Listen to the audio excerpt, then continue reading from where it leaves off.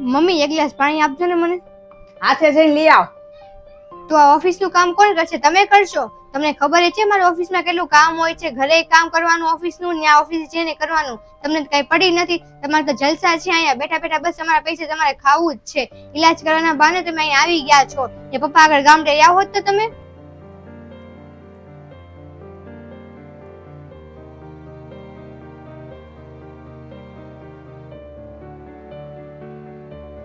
આંભળ બેન, તું કામ કરવા જાશો ને ત્યાં તું એકવાર મને એમ કહેતી હતી ને કે ત્યાં રસોઈવાળાની જરૂર છે, તો મારી માટે એની વાત કરી દેજે ને જરાક. પણ તમને શું થઈ ગયું? તમારે તો ક્યાં કામ કરવાની જરૂર જ છે. કાંઈ નહીં, મને ઘરે બેઠા બેઠા કંટાળો આવે છે ને એટલે મેં એવું વિચાર્યું કે કાંઈક કામ કરું. મને ઘરમાં જરાય ગમતું જ નથી. તું એકવાર પૂછી લેજે ને. પણ તમે આટલા બધા ઉદાસ કેમ થઈ ગયા છો? કાંઈ નહીં, હવે મને ખબર પડી ગઈ કે માન સન્માન ઘરમાં જોતું હોય ને તો પૈસા કમાવા જરૂરી છે, અને આપણે ઘરમાં કામ કરીને એની તો કાંઈ વેલ્યુ જ નથી. એ તો કોઈ ધ્યાનમાં જ ન આવે. હા, કાંઈ વાંધો નહીં, તમે છે ને ઉદાસ નહીં રહેતા. હું તમારી માટે વાત કરીશ. હા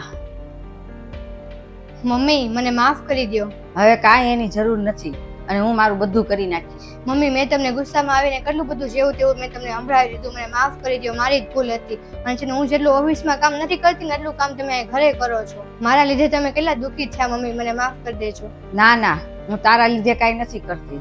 અમથું તે મને છે ને આ 4 દિવાલમાં છે ને મુંજારા જેવું થાય છે. હું જ્યારે પૈસા કમાવા મળીશ ને ત્યારે હું મારો ખર્ચો બધો હું પોતે જ ઉઠાવીશ.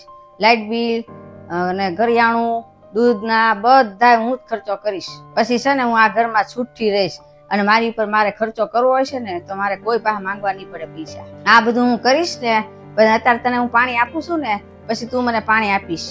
મમ્મી, એ તો તમે મને અત્યારે કહેશો ને તો અત્યારે હું તમને લઈ આવી દઈશ. એમાં એ દિવસની રાહ લેવા જોવી છે.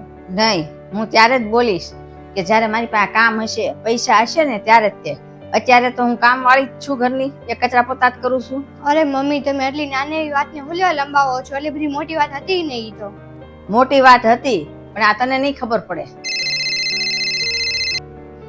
હાલો, મેં છે ને સાહેબ સાથે વાત કરી લીધી છે તમારા કામ માટે. એમણે મને એમ કીધું છે કે તમારે છે ને 1 તારીખે આવવાનું છે કામ કરવા માટે.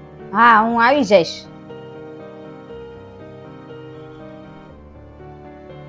હવે જોઈ લે, મારે 1 તારીખથી છે ને કામે લાગી જવાનું છે.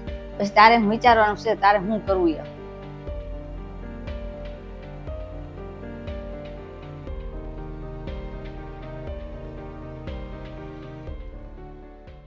હાલો આસ્તા, આજે મારો બર્થડે છે.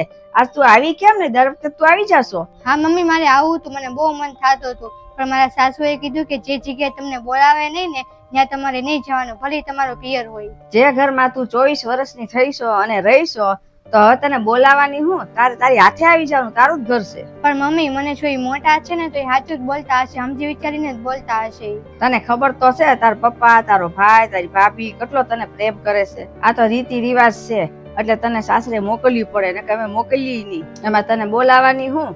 અને તું બોલાવ્યા વગરની આવે ને તો અમને વધારે ખુશી મળે. તારા સાસરે કઈક બોલાચાલી થાય તો તું અહીંયા જઈશો ને, કે બીજે થોડી જાશો? તારો હક છે અહીંયા આવવાનો. હા મમ્મી, વાત તો સાચી છે તારી. આજ પછી છે ને કોઈ એવું ન વિચારતી કે મને બોલાવે તારે હું જાવ એમ.